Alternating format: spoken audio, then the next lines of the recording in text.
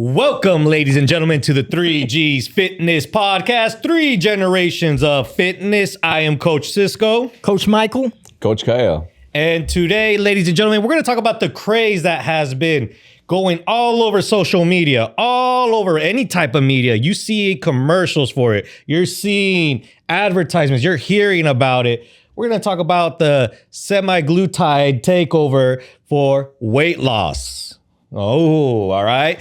In other words, the Ozempic craze. What do you think about that when you hear that, Mike? The Ozempic craze. Oh, man. God. My first impression of these shots and diet pills, the one thing that bothers me is that they say it suppresses the appetite, but you still gotta, you have to exercise and you have to eat right. See, that doesn't make sense to me. If you exercise and eat right, you can lose the weight you want to. You can lose the weight you want to lose. Mm-hmm. So now they're saying take this shot, and it'll suppress your appetite, so you don't eat. See, so it just doesn't make sense. It was different if they would said take the shot, it suppresses your appetite, you're going to lose weight. You don't have to go to the gym, or you don't have to exercise. You don't have to eat right. Just take the shot. That'd make more sense. But now they're combining all that to do this, but you got to do this and this. So this is I think what the reason is, right? When you're on that, you still lose weight regardless. So one of my clients, she I think went on Wegovy, if I'm not mistaken, and she lost 90 pounds. Okay. Didn't do any changes to her lifestyle though. Like still ate the same junk, didn't move as much, lost that many pounds. But now she started training with me again because her doctor's like, okay, you've lost a lot of, you don't have nutrients. So you got to eat better and build muscle. So I think it's they say that so you can stay somewhat healthy, because being on the pill or whatever alone is not healthy. Well, the main thing that it does, it's mimicking the GLP-1 hormone. Okay, that's the hormone that you were talking about. Yeah. That suppresses appetite. That helps. What is that? Glucagon something, right? So if you're trying, Well, if you're trying to find, you could find the acronym. I just know. It mimics that hormone GLP-1. And look it up to get the actual name of it. But what that does is it pretty much is kind of like glucagon, like peptide. There you go. And that's what it does. And that's what suppresses hunger. And that's what it's almost kind of like a signal to the brain to let you know. Now, usually people that are obese, don't have a great metabolism, that hormone is not working at its highest potential.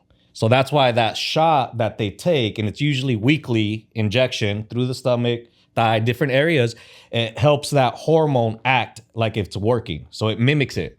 And now they get what you were saying earlier. They make them feel less hungry. They feel full. It's sending that hormone to the brain so that way they don't overeat, in other words, like that. But there's natural ways to do that. It's just these people are not doing it naturally. Well, I'm going to say something that you guys are probably going to disagree with, which is not unusual. Mm-hmm. Okay? People that take that shot, okay, to me, they're lazy. I'm saying, okay? They are. I would agree. They're trying to find a shortcut. Okay, they're trying to find a shortcut. Okay, but the thing is this. Okay, everybody, they don't have the same amount of fat cells in them, right? Mm-hmm. Okay, and fat cells grow. Why? Why do they grow? Why do they grow? Because of the calories, right? That you take. They're eating more calories than what they're burning. They're eating more calories, more burning. So in order for them to shrink, what do you have to do? You have to burn more. Not just burn more, but you have to put in the right foods, like not pastries, not candy, not food that's high in calories. You have to stay away from that. If you gain weight fast, now that comes down to what? Your willpower and your mental thought, right? Mm-hmm, mm-hmm. That's how you stay away. When you go to a party and they have cake and they have this, you have to be able to stay away from that. Mm-hmm. You have to be able to deprive your hunger from that. Yeah. And you have to go to fruit, go to things like that. They can't do that. They go and they go eat. See, so to me, mentally, they're not strong. Okay, and that's a factor in when you're dieting, and I do know. And I'm not gonna fully disagree with you with that, because I do think it's one of those where it's back. Remember, the whole purpose of this shot is to mimic that hormone. That hormone is a natural thing that we can all actually work on. 7 quick steps that I found. 7 quick steps. And tell me if these steps are out of the book, out of the box. Okay, step number 1, you got to eat healthy. High protein, high fiber, healthy fats. Step number 2, avoid constant snacking. Okay, little snacks here and there. Step number 3, exercise regularly. Exercise 3 to 5 times a week, 1 hour. Step 4, fix your sleep. Get regulated 6 to 8 hours of sleep. Step 5, reduce excess body fat. Exercising what you just said. Step 6, support your gut health, probiotics, getting the proper stuff in there. And the last step, step 7, manage your stress. Those are the 7 simple steps to get your GLP-1 going naturally. Is that anything out of the box? No. I think Basic stuff. Basic stuff. So Basic going stuff. back to what you're but saying, I think snacking. is true. No, I think it's what you snack No, but is what I'm saying. But yes, but what you're saying is true. What you said, that's why I'm not going to disagree with you with the individuals that are taking this shot. It is like a shortcut. It is a like shortcut cheat. to just those 7 Yeah. steps. And like I said, those 7 steps, they're nothing out of the box, but they'll probably even sleep. I always tell people how many hours of sleep. You'll be surprised how many people don't even get 6 hours of sleep. Eating properly. The number one thing that I see with people that struggle with their eating is they're not eating enough protein. They're eating a bunch of food, like you said, probably the junk food, high carbs, high fats, and not the good fats either. So there's a lot of like simple obstacles that a lot of people I think are just struggling with, but they're not something that is like, oh my God, I can't get over Out this. of the blue. Yeah. It's just basic stuff. But to be fair, all this stuff is easier said than done. It is. Or else everybody would do it. No, it is. Well, that's why. I mean, the obesity rate is always going up higher every year. Right. But it's also something where it's like, all right, what are we going to do? And that's why I believe now I remember when I first started in fitness back in 2008, the statistic was like about 18% of the country in the United States were not obese. I believe now that number is shortened down to about 13, 15%. Jeez. Yeah. So we're not heading in the right direction. Yeah. There's a So lot I guess of things. in to that point, I guess it's okay if it's really to help people, like especially in the extremes of it, like people who are really severely overweight, then I would say it might be okay to be on that stuff. As long as right after they lose the weight, they have to start really building the correct habits, like you said, with the 7 things, Well, here's my favorite thing. So you're talking about the people I take it, and you kind of got pretty deep and personal. I'm gonna stay a little bit more on the superficial side about this, but right now they're saying on a stat, 1 in 8 adults in the United States are on some form of a semaglutide. 1 in 8. Mm-hmm.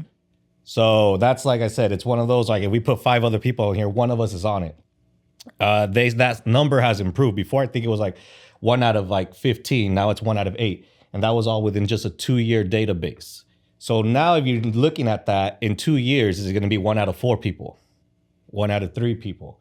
So in a way, I'm not a big fan of this, but I'm also kind of aware that I don't think this is going to go away.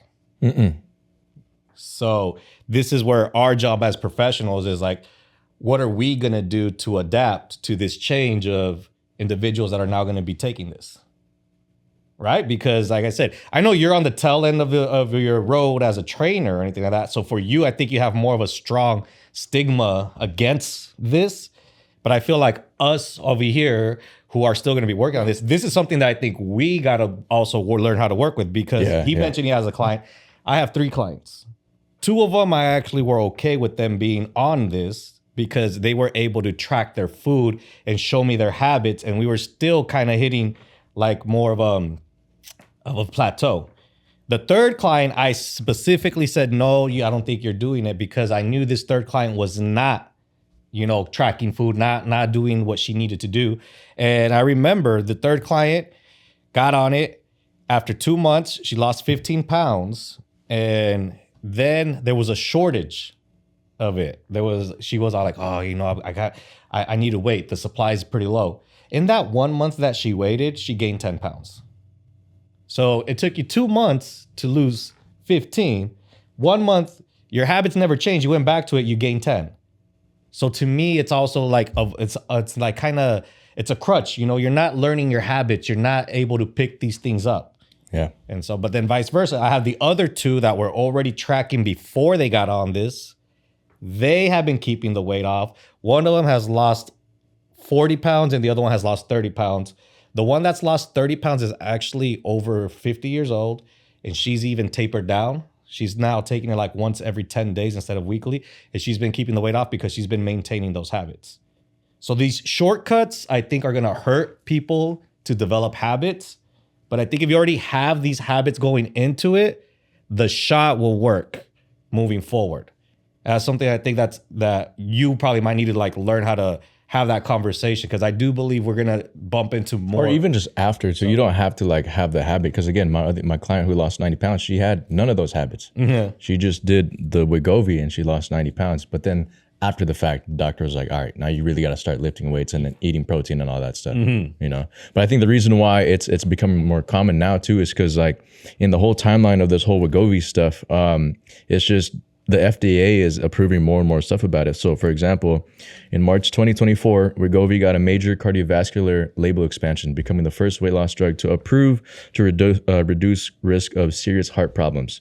And then in, let's see, 2026, which is this year, FDA has approved the oral semaglutide for weight loss. And there's another one. Let me see. So there's just like, there's more. Now it's about sleep apnea treatment too, and cardiovascular benefits.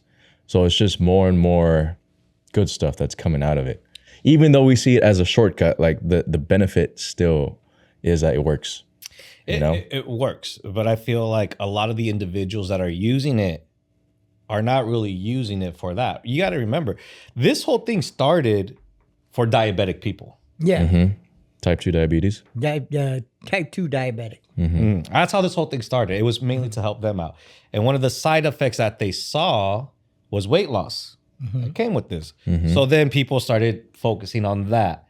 And so now it's like I said, here's the thing is that I feel like the primary people that should be using this should be people with health issues. Yes. That are I agree with that. That's where it should be. Yeah. I don't think it should be used for weight loss because you can't eat healthy or you don't want to go to the gym. I don't think it should be used for that. And I think people do use it for that, you know, because maybe they may go to the gym, but then they don't eat right. So they're kind of like on a wheel, just spinning a hamster wheel. Yeah, you know, it's like if to me, if you can go to the gym and be consistent and eat healthy, that will work. That would be the insulin, cortisol type of diet that you would be on if you follow those things. And if they can't, well, if they can't, they don't have the willpower and they're not mentally. if they can't, they need a trainer. So They need to hire us. Get the shot. Get the shot. But that's the thing is that I'm like it's both ends of the spectrum, right? I do believe that hey man, we're agreeing on a lot of things. I do agree with you on a lot. I think we're finding more people that are using this that do not have any medical conditions. Yes. And that's the crowd that we're trying to like speak to. It's like, hey, what is it that you're really using this for? You know, because it's one of those where I always feel like people are always gonna try to look for a shortcut.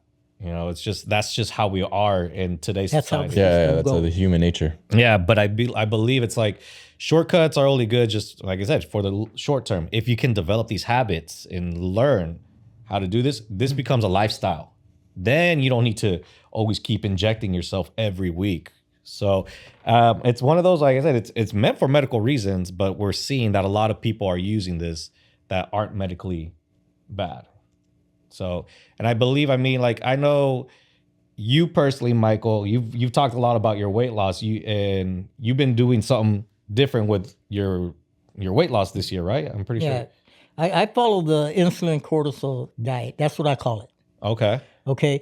Because along with insulin, along with cortisol is important because it's sleep, stress, exercise. That's in that. Now you go to insulin, it's basically sugar going in. You're putting sugar in, and you're taking protein, you're keeping it up, and when you do that and you put out sugar, then your fat cells are just going to grow. So you got to eliminate it. You have to have that sugar level. So that's what I did. I cut sugar out. I don't eat pastries. I don't eat bread. I don't eat candy. When I go out somewhere, I eat fruit. I don't let the desserts attract me to have it. And that's because it's the willpower. It's your mindset that you have. Yeah. When you I was just going to ask. It's the mental resilience that you've built. And when you get a craving, how do you personally overcome that? What I do is I make my own protein bars. Okay. Number one. So that's a And solution. I put the amount of protein in there. I even put creatine in there, and they're good snacks. I'll grab one and I'll eat it. At the same time, I'm putting protein in, and I'm getting creatine in too. Because being a power lifter, it's important that protein plays a factor and creatine plays a factor in what I do. So I try to get 200 plus a day. And it's not hard. It could be done because, I take my protein powders and I take protein drinks, and that accumulates to almost 100. Okay, then now I eat 4 times out of the day. I'll have 5 eggs, turkey bacon, chicken sausages and stuff, and then I'll have a big Caesar salad with chicken breasts and stuff, and then sometimes I'll just have lentil beans with beef. Everything is high in protein, so I know I'm consuming that right there. So I try to go over 200, but then I also watch what I eat. Yeah. But that's easy for you to say because you've been in this game for so long. Everybody is struggling to get even just 50 grams of protein and stuff. But he didn't start right away like that either. Yeah, no, for sure. Right. I think that would be a great episode to touch on how to get that mental resilience. You know? I mean, because that's really just the gym. To me, getting mentally strong is, I don't know, setting the goals for yourself. Like we always talk about goals and trying to keep them and stuff. And, I know the younger generation, you guys, it's hard. It's hard because, you guys come across a lot of things that are really appetizing, when you go out, and you go. It's hard for anyone that's not used to this lifestyle. Yeah, that's true. And I think when we look at it, a lot of these people that are on these type of semaglutide medications are not used to this lifestyle as well too. Yeah. But I feel like, because here's the downside to it, and you hear it all the time. What happens when they stop taking? It just comes back. Right. But then also, because the habits aren't there. You also have to remember, when you lose weight fast, what happens? You gain it fast? No, you lose weight fast, your skin doesn't go with your weight loss. Well, no, also you can get osteoporosis, I think. So look, actually, let me show you this post real quick. Oh, yeah. No, you can, because like I said, with all the weight loss that you're doing, the bones are not getting any stronger without resistance training. Look at this. I just read this article talking about how Ozempic has officially stopped being a magic pill and is now shattering bones because people are getting osteoporosis. And to be honest, I'm not fucking surprised because a lot of people don't fully understand how this works and they take it purely to avoid doing any of the actual work that they need to do. Now, from what I read, they're saying that it's not linked to Ozempic itself, but rather it's linked to the fact that people who take Ozempic have a lot of nutrient deficiencies, and that's what's causing the osteoporosis, which makes a lot of sense. I can't even begin to tell you the amount of women I've gotten on consultation calls with that have told me that they take Ozempic or Mounjaro because it allows them to eat whatever the hell they want and they don't gain any weight. A lot of people forget that these GLPs slow down gastric emptying, which means that food sits in the stomach for longer, meaning you're not going to get hunger cues as often, and it's going to disrupt the normal flow of digestion. And this is why we're seeing so many nutrient deficiencies, because people are not getting enough protein in, they're not getting enough fruits or veggies, so they're low on vitamins and minerals, and those things are crucial for your bone health, your gut health, your hormone health, literally everything in your body. And no matter what all your favorite influencers are saying online, peptides are not a magical pill. You still need to work out, and you still need to eat a balanced diet, or you're going to run into issues just like this. And that's true. That was well said. Well, it's well said. Literally. But yeah, they're nutrient deficient. Yeah, So the body is like breaking that's down. That's why you have to eat right, and you have to exercise. So it doesn't make sense to me. Why are you taking the shot if you're going to do that and do that? That's what Yeah, you if need they're to taking a shot just for them to be able to eat, like, yeah, that's not good. And that's the thing. You're going to bump into more people that are like that. Yeah. So going back to it, this is a medical shot. It's for Yeah. medical and it should be done reason. under medical Supervision. and it's clearly said, but people aren't doing that. You know, people are just going out and buying it. And Oh, just, really? Is it pretty just easy to doing get your hands on these? Huh? Is it pretty easy to get your hands on these? Yeah. If you got the Really? money for it. If you got the money. If you got the money for it. interesting. And to me, if you're gonna, I didn't know that. I thought you could just get it from the hospitals. If you're gonna spend that kind of money, why don't you just go get liposuction So that's so true. and just have it taken out? Dang. Because Yeah, I'll worry about it. So health insurances cover it if you have those medical reasons. Yeah, exactly. You mentioned sleep apnea too.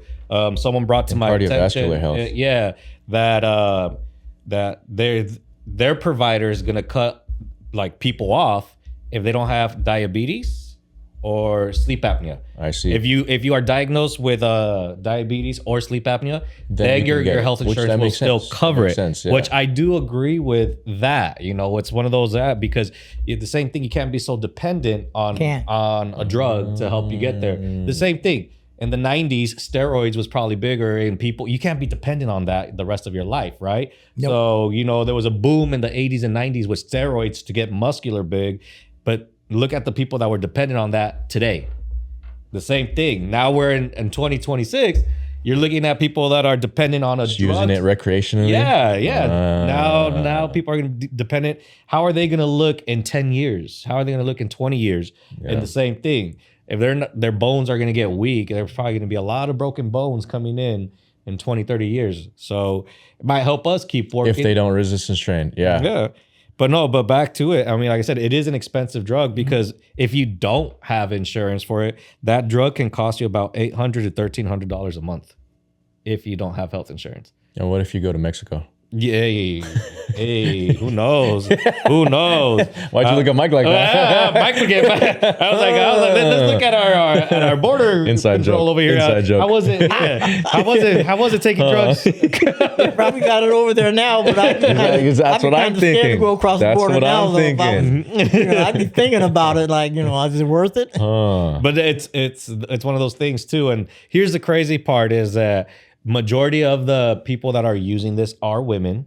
So if there's a stats on there, and not just that, as women get older, they go through menopause. Menopause also is a factor that makes osteoporosis rise up. So now think about it like this. If we just heard that Ozempic is going to cause bone density to go down. Double homicide. Exactly. So if you have a female that's in her 30s and 40s taking Ozempic today, she's not setting herself up for what's going to happen when she's going into her 50s.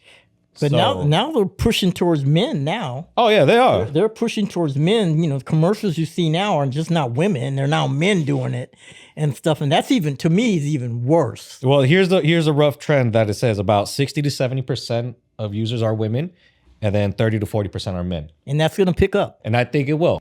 I do think this isn't going to go away. So I believe our job is To educate. the ones that are using it, and also to push more of like, hey, The importance of exercise. the and importance of nutrition. exercises, I think would be it, because if you're already losing weight on this shot, on this medication, I am pretty sure that we don't have to worry about what you're doing outside of the gym. Let's just get you to come into the gym and now start supplementing that, or like, working them together. That might be the key right there, is literally just using it as a supplement. Yeah. And that's why it's just Now I'll say one thing, and you guys can really take it as I say it. But one of the things that I think people need to, stop doing, they need to stop doing that, and they need to stop being lazy, and they need to stop. They need to look at themselves and tell themselves, my body is my shrine and my temple, because you only have one. Yeah, I agree. Yeah. And if you're struggling to do so, we got trainers right here that can help you build that. I think trainers are the best thing you can have. When you're gonna go to the healthy part of your life, and you're gonna treat your body like it should be treated. Yeah. Because the trainer's gonna show you the way to do it and how to do it, and how to get the best results. And not just that. It's the education, but the education personalized towards you. So always remember that. Right. Because everybody's journey is different. Everybody's different. Everybody's different. Everyone's going to react different to certain things. So working with a professional is definitely going to be the way to help you out because they've been through it all. Most professionals have seen different scenarios, different body types, so they can kind of figure out what would be the best road taken for you as an individual. So like, comment, subscribe. Let us know what you guys think about this. Let us know if you think this is a good thing, if this is a bad thing. If you're on it, let us know which one you're taking. And don't be shy to hit us up, reach out to us, and we'll get back to you whenever we can. I'm Coach Cisco. Coach Michael. Coach Kyle. Catch you on the next one.